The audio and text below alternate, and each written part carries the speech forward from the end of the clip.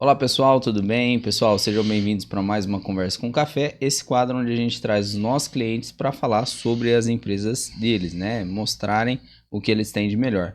Hoje eu estou recebendo aqui um entrevistado, um cliente nosso muito especial, né? A gente conheceu ele recentemente, mas ele tem uma bagagem muito grande, né? Então eu vou até usar o computador aqui para não me perder, tá? Então hoje eu vou falar com o Jair Moraes, ele é economista, ele é mestre em economia pela Universidade de Araraquara, especialista em finanças empresariais pela FGV do Rio de Janeiro e antes de ser proprietário fundador da Alta Margem, ele passou por várias multinacionais em São Paulo, tais como Lidmeyer, Rosimont, sendo que na Unilever ficou 6 anos, na Monsanto Company. Eu vou deixar ele falar melhor, que ele vai saber falar melhor que eu. Então, com vocês, Jair Moraes. Olá, Gabriel, muito obrigado aí pela oportunidade. Não, mas você foi bem aí, viu? Você, Tava indo bem. O Lidmeyer que deu uma mudada aí, mas foi bom, foi bem. Monsanto Company, acho que foi a última, onde nós ficamos aí quase 12 anos, então, e é mais conhecida aí no mundo de agronegócio, tipo de coisa assim, né? Mas vamos lá. Você já desenvolveu mais de 390 projetos de assessoria? Sim. Gabriel, a gente está 36 anos no mercado, né? Então, logo que a gente praticamente encerrou a profissão de executivos, trabalhar em multinacionais, a gente achou melhor achar o caminho da gente para ficar mais realizado profissionalmente. A gente acabou se apaixonando pela essa questão de consultoria e em função da bagagem que a gente obteve nessas empresas, tá certo? Então, você vê, já são 36 anos, então tem toda uma estrada rodada aí com esses número de projetos, né? A gente está falando de projetos envolvendo empresas, né? Agora, subprojetos, que são o tipo de projeto que se desenvolve dentro de cada empresa, chegam até mais de 700 subprojetos, né? Então, você pega, por exemplo, uma empresa, às vezes você tem que fazer 5 ou 6 projetos.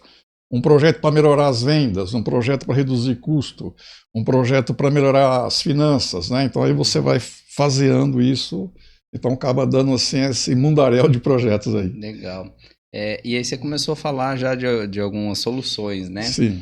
Quais são as soluções que a Alta Margem oferece hoje para as empresas? A Alta Margem, dentro desse expertise de 36 anos, a gente se especializou em basicamente implementação de controladoria, né? E aí depois a gente vai falar o que é a controladoria. Seria assim as áreas que correspondem ao que normalmente nas nossas empresas locais, regionais, o pessoal chama de administrativo financeiro, né? Normalmente você tem um gerente, um diretor administrativo financeiro. Isso, de maneira moderna, a gente chama de controladoria. Então a gente implementa esse setor, essas áreas, que vão ter a responsabilidade de medir resultado, analisar desempenho, custo, analisar despesas, né? Nós também temos uma especialização em elaboração de projetos de viabilidade econômica e financeira. Por exemplo, você é um empresário, você precisa de fazer uma captação de recursos para adquirir uma máquina ou uma participação societária, então você precisa de um projeto de viabilidade. A gente também desenvolve esse tipo de soluções para o empresário. Também na área de recuperação financeira, às vezes a empresa está com bastante dificuldade de finanças, está com uma dívida elevada, não está fazendo caixa, enfim, não está satisfeito com a situação financeira, vamos dizer, está muito endividado. Essa é a regra geral. Aí a gente também oferece soluções da recuperação financeira branca, sem envolver a oficial, a judicial, né? Então é uma forma também de soluções que a gente traz. E também a gente que é a grande área que a gente traz de solução, Gabriel, que é a área de precificação e formação de custos para as empresas, que elas têm muita dificuldade para montar esses preços para poder vender e competir no mercado, né? Então, basicamente, essas são as grandes áreas de soluções que a gente a gente Sim. trabalha. A gente também, eventualmente, coloca algum sistema de organização, você montar toda uma equipe, organograma, fluxograma, implementação de sistemas de TI, tudo a gente também ajuda os empresários nessas questões todas. Essa parte de precificação é importante, né? Porque às vezes a pessoa vê, eles estão vendendo, mas não tá tendo lucro, tá só vendendo. É verdade, Gabriel. Aliás, assim, de todos os projetos que a gente mais encontra problema é nessa área de precificação, né? Uhum. Porque normalmente o empresário ele faz o preço dele de cabeça ou com base no que o mercado está praticando, né? Então, se você está vendendo lá um par de sapato a R$200, o semelhante a esse, o seu concorrente está vendendo a 210, então ele se espelha muito no mercado, mas esse é o grande problema. Às vezes ele tem uma estrutura de custo diferente, às vezes ele poderia estar vendendo mais barato, né? Ou às vezes teria que estar vendendo mais caro, vamos dizer assim, entendeu? Certo. Então, e aí também complica muito mais, Gabriel, quando a gente fala de indústria, né? Então tem toda uma técnica que a gente... E é tudo um volume alto também, né? Além do volume alto, você tem a complexidade, né? Às vezes, para você fazer um produto, ele passa por N departamentos, N sistemas produtivos, então você tem que rastrear esses custos, tempo, né? Enfim, tudo isso leva tempo e às vezes o empresário não tem esse conhecimento das técnicas. E é aí que ele precisa da assessoria. E falando sobre técnicas ali, qual é a metodologia que vocês usam nas empresas? Assim, Gabriel, talvez a pergunta muito importante. Por quê? Às vezes, o segredo do sucesso de um serviço, quando eles contratam um consultor ou uma consultoria, é exatamente essa questão do método, né? Então, o nosso método, ele é to make, to learning. Em inglês significa eu faço para aprender, né? Então, o que acontece? Só para você ter uma noção, para cada 1 hora de transferência de tecnologia que a gente coloca dentro da empresa, a gente normalmente imprime mais 2 horas para cada 1 hora de transferência de tecnologia gerencial, a gente aplica mais 2 horas de treinamento do pessoal que está assimilando aquilo. Entendi. Aí sim, além disso, como a gente tem dentro dos nossos métodos o presencial, né? Então o nosso consultor, eu vou até a empresa e resolvo a questão em loco, ou via sistema digital, à distância, através das tecnologias aí de comunicação.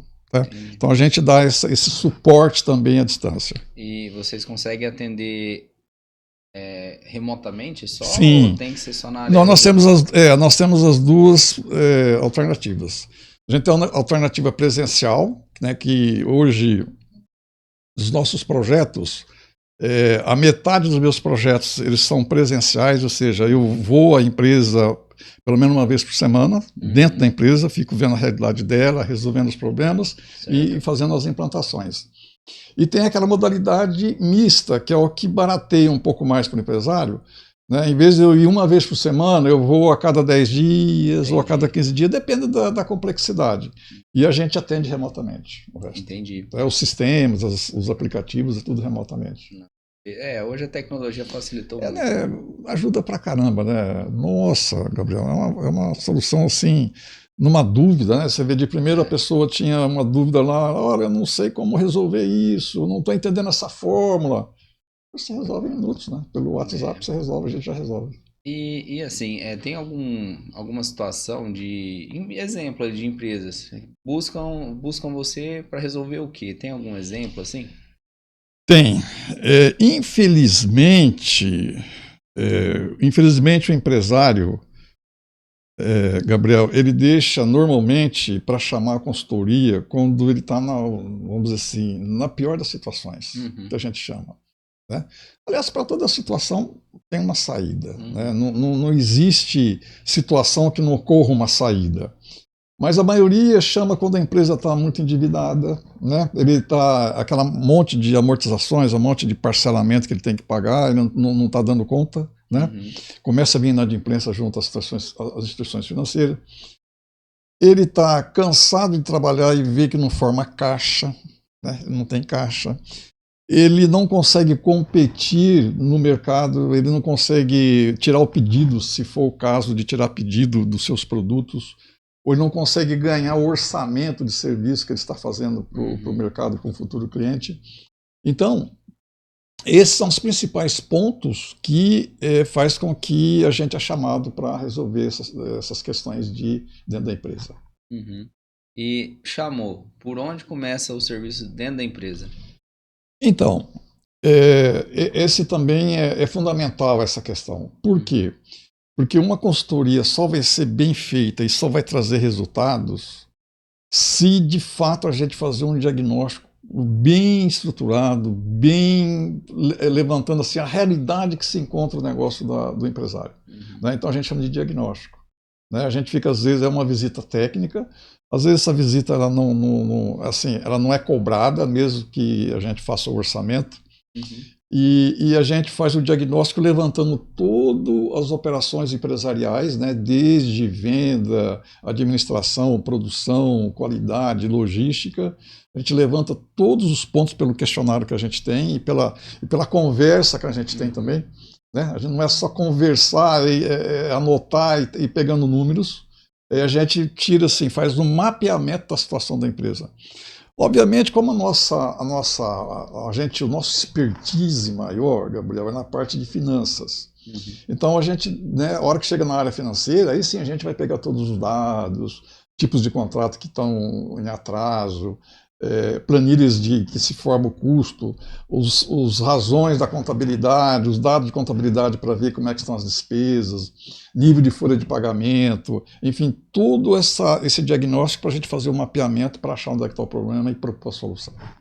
E eu acredito que muitas vezes o dono da empresa ali, ele tem muita surpresa, né? Você surpreende demais. Às vezes nem ele sabe o que está acontecendo ali. Né? Cara, ele assim, na verdade, às vezes, Gabriel, tem alguma coisa muito interessante. A gente encontra assim, às vezes o próprio dono, ele tem até condição de resolver o problema. Ele sabe como resolver. Ele tem a inteligência para resolver aquilo, mas ele não tem tempo e não tem, às vezes, o emocional, né, a dificuldade de lidar, de negociar, de encarar credores. Então, assim, ele escapa dessa situação e deixa para a pessoa mais habilitada, mais equilibrada emocionalmente para a situação. Entendi. Porque ninguém é de ferro, né? A gente acaba se ressentindo dessas situações quando a empresa não está bem. Então a pessoa de fora está mais fria, né? E aí ela consegue desenvolver isso de maneira mais equilibrada e mais forte pensando na empresa. Bom, Jair, vamos falar um pouquinho agora sobre as ferramentas que você usa, né? Perfeito. Então, fez ali o diagnóstico, identificou os problemas. Quais são essas ferramentas que você usa ali para atuar e fazer as correções necessárias? Ok. Bom, aí, como você bem falou, a gente está com o mapa dos problemas na mão. Né? Pelo diagnóstico, a gente identificou onde é que estão o sofrimento, onde é que estão as questões todas que são resolvidas. Né? Então, a gente tem o quê? No primeiro momento, a gente começa a adotar, quando a gente vai para a área financeira, que é a principal, que é o nosso expertise, onde a gente se centra mais como resultado, a gente começa a fazer o quê, então? A gente utiliza as ferramentas básicas. O que é? A montagem de um DRE, né, que é o demonstrativo de resultado do exercício. Não é aquele DRE do balanço do que o contador às vezes faz para o próprio empresário, né? Mas assim, é um relatório onde a gente vai apurar a capacidade da empresa, se está dando lucro ou prejuízo por produto, por setor, por local, por filial, entendeu? Então a gente usa essa ferramenta para medir o resultado econômico. O que eu estou vendendo, está sobrando alguma coisa? Então essa é uma ferramenta importante. A gente também usa a ferramenta do balanço gerencial patrimonial, onde a gente vai ver assim, tipos de dívidas, se essas dívidas são boas ou ruins. Dívidas boas são aquelas dívidas que você tem, por exemplo, você compra um carro, um caminhão que está sendo utilizado na empresa, isso é uma dívida boa. Agora você vai financiar capital de giro, porque a conta especial estava estourada, isso já é dívida ruim, né? Então pelo balanço a gente já levanta. Aí também a gente cruza essa ferramenta do DRE com o balanço, as análises financeiras. Né? Então, essas análises financeiras é que nem o caso o exame laboratorial que a gente faz lá anual. Né? Como é que está o colesterol, como é que está a triglicéridos. Mesma coisa. Nessa análise financeira, A gente vai ter o quê? Um mapa da situação financeira. Essa empresa está muito endividada, ela tem condição de pagar ou ela não tem condição de pagar. Porque às vezes o empresário está lutando indevidamente, nunca ele vai conseguir pagar, né? Então essas são as ferramentas básicas que a gente utiliza. Ô Jair, e quais são as matrizes das ferramentas básicas? Então as ferramentas básicas normalmente são aquelas que o empresário não pode deixar de ter.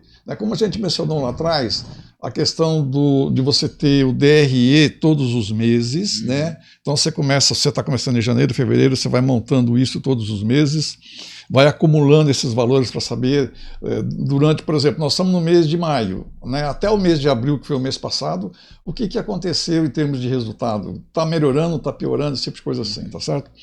Mesma coisa como eu falei, as análises financeiras, então a gente vai analisar lá o índice de liquidez, né? O índice de liquidez é uma parte da matriz básica que te diz tudo sobre a sua situação. De repente você fala assim, não dá mais para mim, eu vou ter que renegociar essas dívidas, né? Porque o índice está apontando lá que você não tem condição mais de pagar, né? Então isso também são ferramentas básicas que a gente tem que começar por elas, né? A gente tem também alguns indicadores, né? Por exemplo, ticket médio, venda por quilo, a evolução do preço médio, se está evoluindo ou não. Quer dizer, ter todo um mapeamento conforme o jeitão de cada empresa. Perfeito. Essas daí são as básicas. São as básicas. Toda empresa tem que ter tem ali que ter, certinho. É o arroz com feijão. Certo. E em relação a mais avançada, quais seriam umas mais avançadas? Então, Gabriel, essas mais avançadas, essas são bastante assim, um pouco mais complexas, né? Normalmente são empresas de médio para grande porte, né? Então você tem lá, por exemplo, uma matriz de BCG, né? BCG é uma matriz desenvolvida por uma consultoria americana que a gente tem acesso, né, da tecnologia, onde ela vai classificar, digamos assim que você venda 100 produtos. Ela vai dividir o resultado que cada produto desse fornece ou possibilita para a empresa e vai colocar em quadrantes. Ele vai classificar aqueles produtos que você vende ou serviços que você vende, que a gente chama assim, serviços ou produtos vaca leiteira. Por que vaca leiteira? Porque realmente é o produto que te dá lucro e ele tem boa participação no mercado. Então é aquele produto que você tem que cuidar bem dele, porque é aquele que te garante mesmo toda a estrutura vamos dizer assim, de resultado da sua empresa. Você também, nessa classificação, pode encontrar produto que ele não tem assim, evolução boa e margem ruim, por exemplo, né? Então é um produto que você... Mas às vezes você mantém ele para ajudar ali na despesinha, na despesa operacional. E você tem aquele produto que ele não te dá margem e nem tem futuro. Ele está com queda de venda. Então o que você tem que fazer? Descontinuar esse produto. Então a matriz BCG te permite isso. Uma outra ferramenta é a SWOT. Também ela vai classificar a empresa em relação a risco. Ela vai analisar se você tem, como é que está você em relação aos seus concorrentes, né? Como é que você está em relação aos concorrentes maiores e os concorrentes menores, né? Então também é uma análise interessante para analisar risco. E uma outra ferramenta muito importante, talvez a mais importante, a NCG. É uma que você calcula a necessidade de capital de giro que você tem que ter na sua empresa. Normalmente, Gabriel, o pessoal abre a empresa, ele monta toda a infraestrutura, plataforma, a parte física, veículos, prédio, maquinário, e esquece do capital de giro. Então ele já nasce deficitário, porque ele não tem capital de giro, ele vai já pegar as duplicatas que ele vende aos boletos, já vai descontar. Então essa matriz do NCG, a gente calcula para todo empresário que nos contrata para esclarecer e falar assim, olha, a sua empresa tem que ter no mínimo X valor de capital de giro. Né? E como é que faz isso? Aí ou você vai fazer um projeto para capitalizar, ou você vai ter que contratar capital de terceiro mesmo. Você pode pegar dinheiro do banco para crescer. Qual que é a regra? Qual que é a grande dica para o empresário? A grande dica para o empresário é o seguinte, você pode pegar dinheiro emprestado, dinheiro de terceiro. A grande dica é o lucro desse capital que você vai aplicar, o lucro dele tem que ser maior que o juro que você está pagando. Entendi. Essa é a dica. Né? Então, por exemplo, você está pagando de juro R$ 1.000 por mês, mas aquele capital te fornece um lucro de 2 ou 3, cara, vai embora. Uma boa, segue o caminho que não vai ter Conta problema. fecha, né? Isso, você vai o quê? Você vai amortizar sem problema nenhum. Isso é importante, essa questão do capital de giro. Tem uma cliente, a gente até viu, ela falou uma vez que no começo ela não se preocupava em repor o estoque. Tipo, foi lá, investiu todo o dinheiro, comprou, vendeu, e aí Acabou. gastou, e aí Cadê o precisava vender estoque? mais, não tinha. Como é que você vai vender, né, E Gabriel? aí como é que faz? Aí a máquina para, né? Para. Jair, e vocês atendem vários segmentos, né? Quais são os principais segmentos assim que vocês atendem? Então, Gabriel, a gente trabalha assim, focado na nossa região, né? Você tem na nossa região todo tipo de indústria, você tem varejo, você tem atacado, você tem distribuidora, você tem indústria, você tem até instituições sem lucro, né? Que às vezes a gente nos contrata, algum clube, alguma coisa assim. Então, basicamente, a gente atua mais na linha de varejo, que são lojas, né? Mega lojas com filiais e tal. Mas o nosso ponto forte mesmo são as indústrias, né? Aí você pega vários segmentos, né? Metalúrgica, alimentícia, frigorífica, agropecuária, agronegócio, confecção, têxtil, química, eletrônica, laticínios, aí vai embora, entendeu? Então esse também que é o nosso forte, são as indústrias. Entendi. E você consegue fazer um release assim, falar um pouquinho de cada um? Vamos lá, vamos ver. Se vai falando uns aí, eu vou tentar. Vamos lá. Então vamos lá, ó, eu vou falando. Corte e dobra de aço. Então, esse é um tipo de metalúrgica, né? Que é onde você. Qual que é o problema do corte e dobra de aço? Primeiro, o empresário que está nesse ramo ele tem que ter tecnologia e uma gestão incrível de custo. Por quê? Porque às vezes ele está vendido. O que é estar vendido? Ele tem vários pedidos para ser atendido, mas ele tem que comprar o aço. E às vezes não está com o aço comprado. Aí o aço, acontece qualquer coisa no mundo aí, o aço vai lá para as alturas e ele tem que comprar o aço mais caro para entregar o corte e dobra, né? Esse é um ponto sério. E também, dentro dessa área aí, você tem que ter assim, uma tecnologia bem avançada, porque a mão de obra começa a pesar, começa a ficar caro nesse processo, né? Porque se você não tiver máquinas automáticas, você depende muito de mão de obra dentro da operação. Aí você tem problema. Então o conselho tenha um pouco mais de tecnologia na medida do possível. Não estou falando só ter robô, mas tem máquinas que precedem os robôs e que são eficientes e deixam a empresa competitiva. E tomar cuidado com a questão de variação cambial. Se você importa, você depende do aço, se você está praticando um preço hoje na rapa, precisa tomar cuidado, porque você sempre é bom colocar um spread para cobrir alguma variação de cambial que vai te fazer você comprar mais caro do que você está vendido. Entendi. Entendeu? Se depender ali pouca coisa, aí você vai ter que pagar para trabalhar, né, praticamente, porque você está comprando a matéria-prima mais cara. Tá? A parte de indústria de esquadria metálica é semelhante? A esquadria metálica ela tem um grande problema que ela precisa de um grau de tecnologia maior. Né? E ela também, qual que é o grande problema da indústria de esquadria metálicas? Você, para produzir, Gabriel, você precisa de uma série de peças. E o que acontece? Aí o pessoal de vendas manda o pedido. E se você for montar carga para você soltar o seu caminhão, despachar o seu caminhão para atender o pedido, se você for começar a fazer todas as peças que compõem uma janela ou uma veneziana de aço, como é o caso, você vai demorar um mês para fazer a entrega. Então você tem que ter o estoque regulador. Se você não tiver o estoque regulador, a gente fala assim, mas Jair, mas estoque não é atraso de vida? Depende. Depende da situação e da onde você está inserido. Tem estoques reguladores que vão facilitar a produção sair mais rapidamente. Ele vai ter aquelas peças que são difíceis de fazer, que tem muito setup, então ele já deixa pronta essa peça. Aí ele vai fazendo a sua parte maior, a parte mais que depende de máquinas mais pesadas. Então ele tem que encaixar essas peças minúsculas, vamos dizer, e a coisa anda mais rápido. Com isso, ele tem que ter também uma boa eficiência de custos. Né? E de produtividade. Ele tem que saber a eficiência do soldador, da pessoa que está no corte, da pessoa que está na dobra, do pessoal que está na estamparia.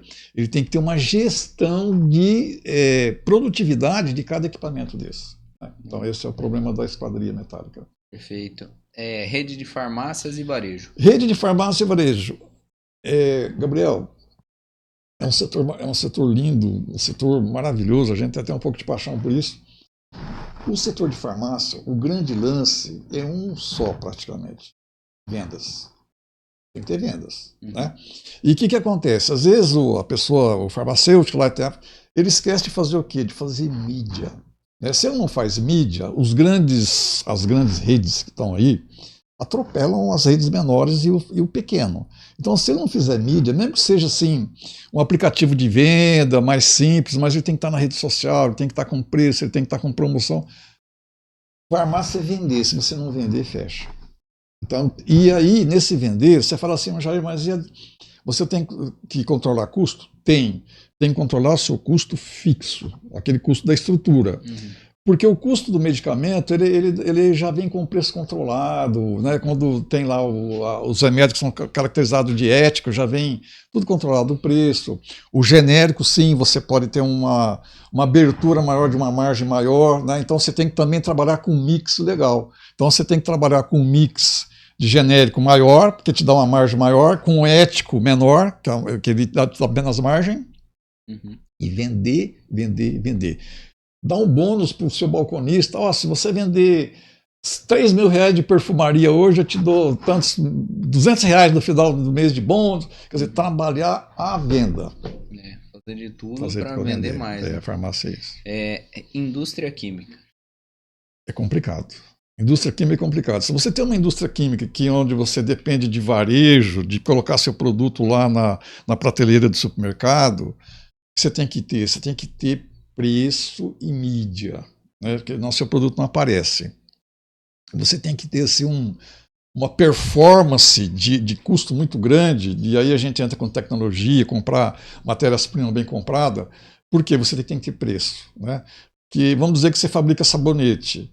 No inverno, nós não tomamos, o nosso banho é mais curto, a gente não usa sabonete quase. Um sabonete dura um mês para nós. Então, quem fabrica o sabonete, ele vai ter que fazer promoções. De que jeito? Compre 2 e leve 3, por exemplo, sabonete. Então, se você não tiver uma gestão de custo performance assim, perfeita, você não consegue competir. Né? Então, e também tem um outro problema na indústria química. Quando ela é industrial, que vende produtos assim a granel, a tanque de caminhões e tal, aí é custo e tecnologia. Né? Você não pode ter, quando eu falo custo variável. Tem que ter um controle de matéria-prima, importar bem importado, saber de onde está importando, porque o custo dele tende a ser baixo, mas o custo variável dele é muito grande. Então ele precisa saber comprar legal. Perfeito. A parte de ferragens elétricas e ferragens elétricas, essas indústrias que fabricam aí peças que você vende para as grandes operadoras de energia, que colocam esses equipamentos nos postes elétricos aí, o que tem? São processos grandes de produção. Né? Você pega uma bobina de aço, joga ela numa máquina e lá na outra ponta vai sair um parafuso, vai sair uma peça que ela vende. Então ela tem que fazer laminação, ou ela compra um perfilado redondo, né? Ele corta e já sai o parafuso lá na outra ponta. Então ele tem que ter assim, uma efetiva controle da produtividade e custos. Tem que controlar custos bem em cima para poder ser competitivo e não perder, né, a questão com os concorrentes. Né? Então, é tecnologia e custo. Pelo que eu estou percebendo, assim, todo setor precisa ter uma tecnologia e precisa ter eficiência. Né? Acho que é o principal foco. Né? É o grande alavancador da economia. Né? Se não tiver isso, você está fora do mercado, com certeza. Eficiência é o fazer mais com menos, né? Sempre, melhor, né? Sempre mais com menos melhor. Bom, vamos lá, continuando a consultoria aqui. Aqui tá uma consultoria gratuita, porque se você é de algum desse setor aqui, você já tá bem servido. Vamos lá, indústria de móveis e marcenaria de móveis planejados. Vamos dividir. A indústria de móveis grande, você tem uma linha de produção que faz dormitório e tal. Qual que é o principal problema? Tecnologia também. Né? Hoje, as máquinas que cortam as madeiras, ou as madeiras assim, MDF da vida, que não são mais naturais, são industriais, você tem que ter uma boa linha de corte, uma linha de produção. Então você tem tecnologia, já surge, né? Você tem que ter uma boa gestão de custo em cima desses processos, porque você coloca o MDF aqui, que é uma placa, que você compra pronta, até sair o móvel na outra ponta, Você tem todo um processo de produção, então você tem que controlar isso, eficiência e perda de material. Você tem que controlar muito essa perda. A forma de cortar, o MDF é uma fortuna, 1 metro quadrado. Você joga um pouquinho fora, pronto, é dinheiro que está indo para o ralo, né? Então, agora, o grande problema é o marceneiro da marcenaria do móveis montado, esses móveis planejados que você vê, né, na nossa cidade tem vários deles. O grande problema desse setor, Gabriel, e empresário aí precisa ficar atento, é que ele vai na sua casa, ele mede lá as medidas e faz o pacote, o projeto que vai dos móveis que você está precisando e tal, e calcula o material, estima mais ou menos a mão de obra do montador e te dá um preço. Aí você fala assim para ele, mas não dá para fazer aí em 15 vezes? Ele fala, não dá. Então ele parcela todo o projeto dele em 15, 16 e esquece de jogar um financeiro. Ele não cobra o custo financeiro. Ou às vezes ele vai tentar cobrar e não sabe cobrar, você não compra. Você fala, não, então não quero isso não. Então você tem que saber, você tem que cobrar. Você vai comprar um negócio a prazo, em 15 meses ou à vista, é diferente, concorda? Alguém vai ter que pagar a Alguém taxa, tem que pagar. Né? Então, assim, normalmente o coitado do marceneiro acaba pagando aquilo que ele não tem. Porque às vezes ele pega esses recebíveis e vai descontar em algum factory, em algum banco lá, e o banco vai cobrar o juro. E ele não repassou. Conclusão, a metade quebra. E a metade tem dificuldade financeira. Assim, então, o grande problema é olhar essa questão do financeiro e desses prazos que ele dá para o cliente. Nada contra dar o prazo, precisa dar o prazo, mas aí negociar lá no pacote uma taxa de juro que ele vai ser aquela que ele vai ter que pagar para o banco ou para a factory. Perfeito. Indústria de farináceos. Indústria de farináceos também cai naquela história da prateleira. Né? É uma indústria que tem que ter uma despesa bastante significativa com marketing. Né? O pessoal que tem uma indústria de farináceo e não gastar com marketing, o produto dele não vai na prateleira. Se vai para a prateleira, ele já tem que pagar ali uma taxazinha para usar a prateleira. Né? Ele tem que saber embutir esses custos na formação de preço dele. E também, uma coisa muito importante, ele tem que saber a questão da vida útil desses produtos. Né? Então, agora, a grande decisão, a grande sacada são as tecnologias que ele tem que usar. Como é que ele faz o empacotamento, como é que ele industrializa isso, como é que ele transforma uma linha de empacotamento e de maneira que fica competitivo. Né? E também é você fazer parcerias com grandes produtores. Né? Então, a pessoa, digamos, você embala azeitona, né? Então você tem que ter um ótimo importador, né? Que já alinhado com o importador, porque ele já traz lá as barricas de azeitona e você já coloca na sua linha de envase e já envase e já, né? Agora, se você for comprar sem um conhecimento prévio de importação, você acaba não tendo competitividade. Então também, o grande problema dessa linha é que ela tem 700, 800 tipos de produto. Você pega qualquer produto dessa linha de farináceos, você tem desde lá as especiarias, os farináceos, os condimentos. Então, se você não tiver o controle de custo de cada produto daquele, você não vai conseguir saber quanto que está sendo o lucro de cada um. E aí entra essa é a principal dica para o empresário. Empresário, se você não tiver um relatório chamado margem de contribuição, que cada venda que você faz no dia e você não souber qual foi a margem, o lucro daquela venda, daquele local, daquele cliente, daquele produto, vai ter dor de cabeça. Isso a nossa experiência diz isso, entendeu? Então esse é o problema do farináceo. Perfeito. Vamos lá então. Agora finalizando, indústria de laticínios. Indústria de laticínios, eu estou falando aí pessoal que faz, vamos dizer assim, de uma forma geral, laticínios, né? O grande problema do laticínio é assim, Gabriel, porque o laticínio, como está falando, a matéria-prima principal qual que é o leite, né? E quando você chega no meio do ano, que vem a seca, você não tem leite fácil, cai a produção de leite. E aí? Aí você cai a produção, Você não fabrica mais seus produtos, você tem que derrubar, porque o leite cai, né? O pasto está seco. Né? Aí o que você tem que fazer?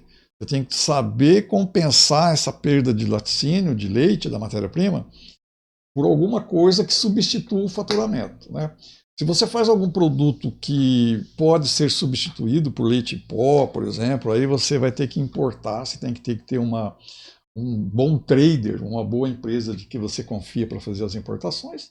Aí você importa o leite em pó e tenta fazer o manejo da melhor maneira possível. Né?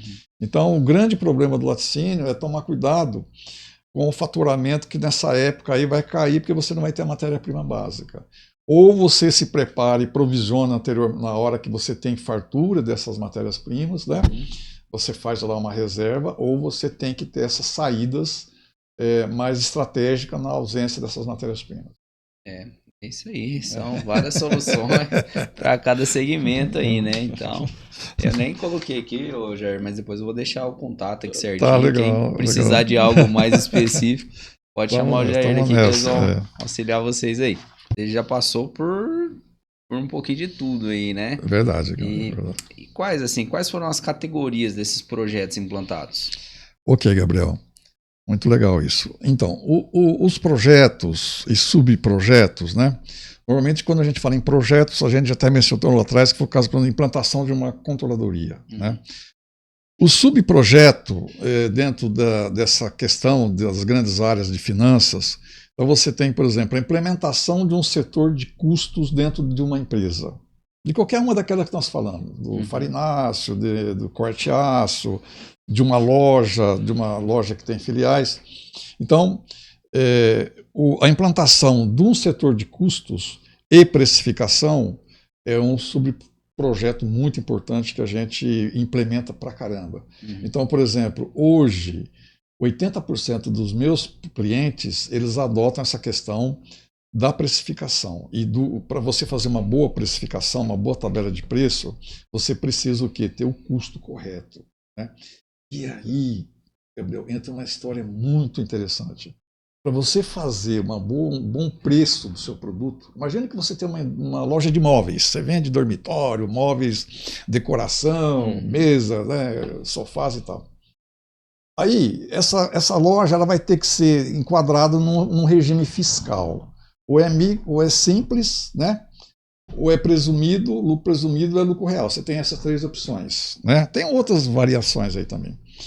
Então, se você está enquadrado no simples, você precisa saber repassar esse imposto que você vai pagar sobre cada nota que você emitir. E aí que está o problema. 99% do empresário, ele não sabe, não que ele é inteligente, ele até faz isso às vezes corretamente, mas de maneira inconsciente. Ele não sabe colocar no quadradinho certinho do custo da precificação dele essa carga tributária. Né? Ele pega e fala assim, não, eu vou pegar meu sofá que eu paguei R$100 e vou multiplicar por 2, vai ser 200. Vai vender por 200. Bom, vai depender do prazo, vai depender da comissão que ele vai pagar, da logística. Se ele for entregar esse sofá lá em Iturama, já vai dar problema, entendeu? E vai depender da carga tributária, do financeiro, do contexto de prazo que ele deu. Se ele não tiver nesses quadradinhos, como que ele vai enfiar direitinho cada custo desse, ele não sabe se ele está repassando corretamente ou não. Tá? Então, por isso que é importante esses subprojetos dentro de qualquer cultura empresarial, a gente, né, e é o que mais vende hoje, essa questão da precificação, do custeio correto e precificação. E aí você vai para um outro regime, que é o lucro presumido, por exemplo, né, na esfera estadual, aí você tem que fazer o crédito do tributo, que ele nem sabe o que é isso. Você tem que fazer o débito na outra ponta, às vezes ele lança a diferença só. Já matematicamente ele já está tendo problema. Então, assim, tem uma série de quesitos que você precisa ter esses subprogramas bem alinhados, bem calculado tecnicamente por um especialista que conhece e sabe fazer isso. É que nem uma cirurgia. Se você não souber fazer a cirurgia, como é que vai ser? Né? E assim vai. Aí você também, por exemplo, na questão de precificação, nós falamos, Como aumentar as vendas também, né? Como é que você vai aumentar as vendas se você não tem uma mídia, se você não tem uma motivação legal da sua equipe, se você não tem informação de mercado, né? Quem são meus concorrentes, como é que tá? Então, tudo isso são subprogramas que a gente detalha, né, de maneira nos mínimos detalhes para que consiga dar bons resultados. Esses trabalhos que você faz, geralmente, qual que é o score que você tem ali de resultado final, né? Prometeu, entregou, qual que é o seu score de entrega, assim? Então, a gente falar da gente mesmo, assim, puxa, né, é uma autodefinição, né? Mas a gente tem, por testemunho de clientes nossos, né, pelo nosso portfólio, onde a nossa entrega ela ultrapassa 100%. Né? Então, se eu te prometi 100% num contrato de serviço, por exemplo, a gente vai fazer de tudo e mais alguma coisa para te entregar mais de 105%, 110%. Né? Uhum. Mas como é que você pode provar isso? Aí eu tenho que ir, né? Você vai me contratar já, mas como é que você prova isso? Aí você vai ter que, ao me contratar, eu vou te dar as referências e você vai tomar essas referências de clientes anteriores nossos para ver, sentir essa avaliação. Né? Por que isso? Porque o grande problema das consultorias é você não entregar aquilo que você prometeu. Né? E aqui no interior, assim, tudo aquilo que é ruim, a velocidade da informação vaza rapidamente, não é isso? Uhum. A informação boa é mais que obrigação mesmo. Então, assim, a gente se mata para entregar mais de 100%. Né? Então, o que precisa fazer, a gente faz para entregar. E hoje a nossa média está dando entre 102 e 108 pelas pesquisas que a gente faz junto com os nossos clientes. Né? Só para você ter uma ideia, por exemplo, eu tenho um cliente que já está me contratando pela 5ª vez nesse prazo que a gente está no mercado. Uhum. Então, às vezes você fica lá 1 ano, 2 anos, às vezes você ficou 3 meses, 4 meses, aí ele te chama para outro projeto, para outra área, dentro desse escopo que a gente trabalha. Né? Então, eu tenho cliente, essa semana mesmo eu fechei com uma empresa de Araçatuba, uma das maiores fontes de água mineral, um projeto grande, onde você tem o quê? Pela 4ª vez está sendo essa contratação. Então, é legal. É legal. É gostoso. É a paixão, né? A paixão, então... Esse é o grande problema. Às vezes você se apaixona com cada coisa, né, Gabriel? Mas a gente passa por isso também. Sabe? Ô, Jair, e agora, assim, e que tá recente aí? Em quais projetos você tá envolvido mais forte agora? Traz uma coisa fresca aí pra gente. Agora, o que tá acontecendo agora? Os segmentos que a gente está atuando. A gente normalmente, a nossa consultoria tem condição de atender de 6 a 8 empresas ao mesmo tempo, Gabriel. Uhum. Então, por exemplo, nesse momento, gostaria de falar assim, algumas experiências atuais que a gente está vivenciando junto com o cliente. Então, vou falar do exemplo de uma vidraçaria de grande porte. Uma vidraçaria de grande porte, que é um cliente nosso, ele tinha um problema. Esse problema era assim, desde outubro do ano passado, ele vinha perdendo vendas. Né? Então entrava, por exemplo, na vidraçaria 2 milhões de orçamento que os vendedores traziam, e ele convertia isso apenas 10%, 15%. Né? Então, obviamente, depois de uns 2 ou 3 meses, ele dá um impacto desfavorável no negócio da pessoa, do empresário. Uhum. Bom, aí nós somos contratados. Então, a primeira coisa que a gente detectou é que o empresário, como o produto vidraçaria, normalmente a gente está falando de uma vidraçaria grande, o que eles fazem? Eles trabalham com obras. Né? Então, você vai fazer uma mansão aí no seu rancho, por exemplo. Uhum. Você quer assim, uma parte toda de vidros, né? As vidraçarias, janelas. Então, ao contratar, né, há todo um projeto técnico, né? Faz as medições, né? Então tem toda uma estrutura de custo de alumínio que vai, do blindex, do vidro que são consumidos, dos acessórios e tal. Só que na hora dele calcular isso, ele jogava uma margem, a gente chama assim um markup, que é a alavancagem dos custos, muito alto.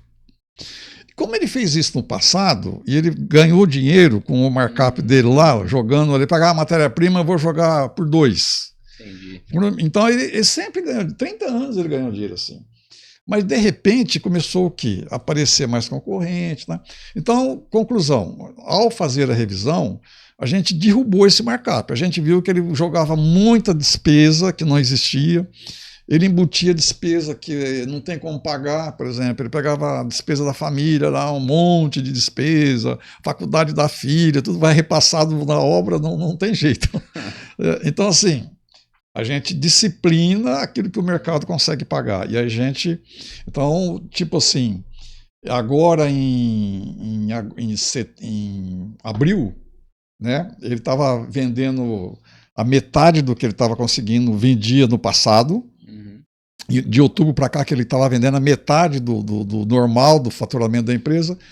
Agora, em abril e maio, nós já recuperamos, né, assim, mais do que o dobro, porque acertamos o custo. Acerta o custo, ele tem boa qualidade, ele tem boa credibilidade, acabou, agora ele está indo.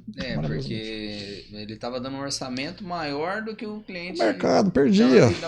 Aí você vai lá e fala assim, vim fazer aqui o meu projeto do meu rancho. Aí ele faria, vai ficar em 600 mil reais. Aí, nossa, mas 600 mil? Aí você ia no concorrente dele. Vai ficar em 400. Pô, como é que faz?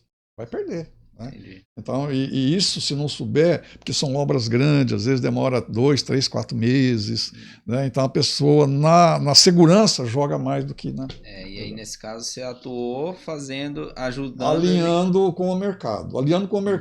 Né?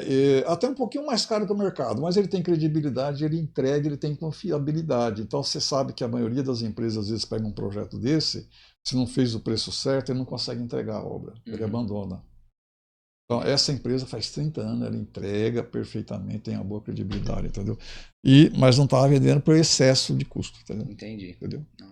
Bom, tem um outro caso que a gente pode colocar, que é um frigorífico de corte e de embutidos. Frigorífico de corte e embutidos, ele não é um frigorífico de abate. Ele pega as carcaças, por exemplo, do suíno ou do bovino e desossa e faz os produtos.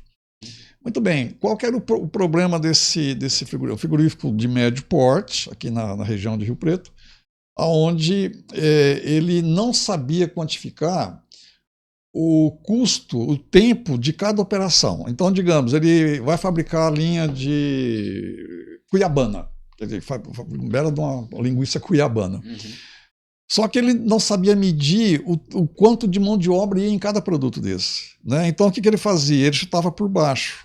Né? Ele seguia o mercado. Ele seguiu o mercado para vender a linguiça cuiabana dele.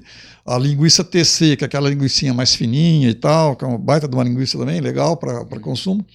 Só que ele jogava para baixo. Né? Então, a margem dele estava praticamente perto do prejuízo.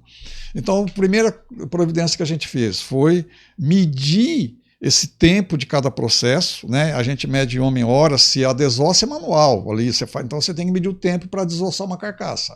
Medimos. Achamos o custo de cada hora de cada homem, você já tem o custo da desossa. Aí fomos na linha que é semi-automatizada, que é onde você faz o invase da linguiça ou da cafta e tal. Então a gente mediu também a hora máquina. De repente a gente percebeu que tinha que aumentar um pouco mais o custo dele, repassar mais, porque ele não estava tendo margem de contribuição boa. Ao fazer isso, a gente já está começando a recuperar, melhorando a venda dele. Né? Melhorar a venda, assim, o resultado da venda, porque ele estava vendendo pra caramba, mas não estava sobrando. Entendi. Aí, agora, né, nós alinhamos, né, tem alguns ajustes, tem alguns casos que perde um pouco de venda, porque ele teve que repassar, mas agora está alinhado e está indo bem. Né? Então, esse é o caso também que a gente está fazendo atualmente. E, por último, tem um caso de equipamentos rodoviários. Sabe esses fabricantes dessas boiadeiras que você vê na rodovia aí, aqueles bitrem, né? Aqueles 2 andares que parece né, cheio de boi. Então, uma carreta daquela boiadeira custa em torno, se for de chapa de aço, algo em torno de 200 e pouco, 300 mil reais. Só aquela carreta, a gaiola que eles chamam, né? O cliente nosso, quando ele ia fazer o preço, ele jogava o markup dele dentro do, que a gente chama assim, dentro dos encargos sobre vendas. Né? Ele pegava o lucro dele lá de 20%, que ele queria ter lucro de 20% sobre o preço de venda da carreta. Não vendia. Entendi. Por quê? Porque o segmento costuma jogar 20% de lucro ou 25% sobre o custo do material. E os encargos, ele só repassava o tributo, a comissão, ele só repassava, ele não tinha lucro sobre essa parte tributária, a parte de comissão, a parte financeira. Foi um ajuste que, de repente, do nada, já começou a vender 6, 7, 8, 9 carretas aí, coisa que ele estava perdendo no orçamento também. Então a gente volta mais uma vez, é o custo, né? Tem que ter domínio dessa parte aí. A precificação, pelo que eu tô vendo, é algo bem importante. Sensacional. Então, assim, atualmente a gente lida com essas questões aí, né? Basicamente só isso aí. E isso aí é uma coisa. Esse pôr preço de olho é fatal, né? Todo mundo faz isso, né? Concorrente. Não, você sabe, Gabriel, nossos recentes antepassados, eles iam bem, eles pegavam e multiplicavam por 2, por 1 o custo. Mas a concorrência era menor, você não tinha Shopee da vida, você não tinha. Então, assim, hoje você já tem uma série de dificuldades para inserir no mercado, né? Então, se você não estiver bem alinhado, você não consegue, você só vai perdendo fatia de mercado. Fundamental isso. Muito, eu diria assim, hoje quem tem a gestão disso, tá, vamos dizer assim, tá salvaguardado de uma série de problemas aí, entendeu? E o teu trabalho ele é importante, que a pessoa ela faz um investimento ali nessa consultoria. E ela vai colher o fruto, o resto. Mas tem que ser já. Tem que retornar rapidamente, né? A gente costuma dizer o seguinte: foi até uma questão legal, a gente garante esse retorno, né? Então, se você me contrata, dependendo lá do projeto, vamos fazer em 5 meses, em 3 meses o nosso projeto, a gente recupera, a gente garante a recuperação do trabalho no término praticamente do projeto. Você já tem casos que numa única acerto a gente melhora o lucro do ano inteiro, ou seja, às vezes aquele custo da consultoria não significou 2% da economia. Sim. Isso a gente tem casos desses. Para citar e para dar testemunho. Eu imagino. Mas é isso. Assim, mas a gente não sabe tudo, né? A gente sempre fala assim, a gente tem a paixão, mas normalmente o serviço de consultoria ele é feito em conjunto. Né, há a participação dos líderes, a gente respeita muito a cultura da empresa, a participação dos líderes, a gente ouve muito. Né, na verdade, a gente vai acertar algumas coisas que às vezes a pessoa até sabe fazer, mas não tem o tempo. E a gente está contratado para fazer aquilo só. Então a gente vai ter tempo de pensar, pesquisar. Aí, como mestrado, a gente aprendeu a pesquisar. Vamos ver o custo do homem-hora de um mecânico na região, vamos comparar com na Califórnia. Então, assim, há essas possibilidades boas da gente comparar com outros custos a nível mundial, né? Global, que a gente chama, né? Mas, normalmente, é uma parceria que a gente faz com as empresas. Né? Então, todo mundo fala, todo mundo participa, e a gente também, às vezes, erra, tem que ser colocado isso, né? Mas a ponto da gente também ter responsabilidade e assumir o que errou. Tá? Então, a gente tem todas essas verdades aí por trás de tudo isso, tá certo? Sim, não, isso é importante. Importante, tá certo? Pessoal, eu agradeço aqui o Jair por ter vindo, por ter contribuído. Eu acho que todo mundo que assistiu aí vai sair com conhecimento a mais. Se você tem uma empresa e viu que precisa dos serviços dele, entre em contato com ele e tem certeza que ele vai te atender da melhor forma. Jair, muito obrigado pela presença. Eu que agradeço, Gabriel. Muito obrigado você pela oportunidade aí para a gente estar falando aqui. Fiquei bem à vontade aí, foi bem legal. Eu fico começando pelo jogo do ping-pong, né? Daí depois a gente coloca nos bastidores ali. Mas é isso aí. Valeu, Jair. Obrigadão, viu? Valeu.